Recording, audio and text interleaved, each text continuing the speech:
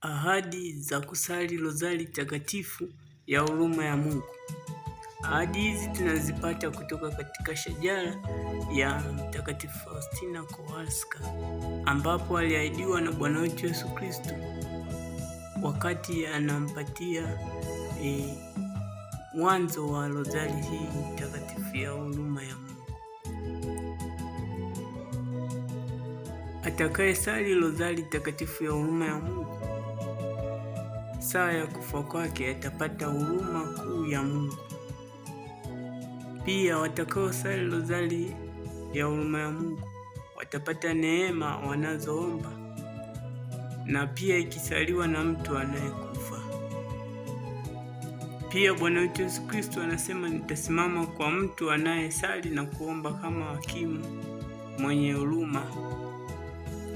Bwana wetu Yesu Kristo anasema, nitasimama kwa mtu anayesali na kuomba kama hakimu mwenye huruma.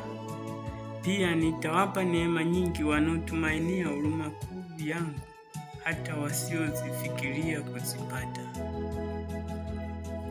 Wanaoeneza ibada ya huruma ya Mungu nitawalinda kwa namna ya pekee katika maisha na saa ya kufa kwao.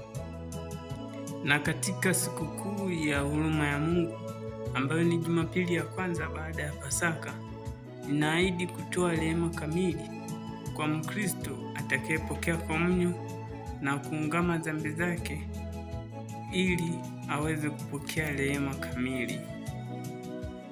Pia ikitanguliwa novena ya siku 9 ambayo itaanzia siku ya Ijumaa Kuu, atapokelewa katika moyo wangu mtakatifu na nitamfunulia siri zote na kumfanya rafiki yangu muhimu. Nitabariki nyumba ambayo itakayowekwa picha ya huruma ya Mungu na neema nyingi kwa wanaoitunza vizuri na kuitazama. Pia nitamlinda kwa njia ya picha hiyo yenye maneno, Yesu ninakutumaini. Kila padri atakayetoa sadaka ya misa takatifu na kuongezea kusali njia ya msalaba kila siku kwa siku 30 mfululizo, na mtu mwingine atakayemchagua atakuwa na uhakika wa wokovu. Muumini yeyote atakayepokea komunyo na kusali Baba yetu Salamu Maria kwa ajili ya ustawi wa kanisa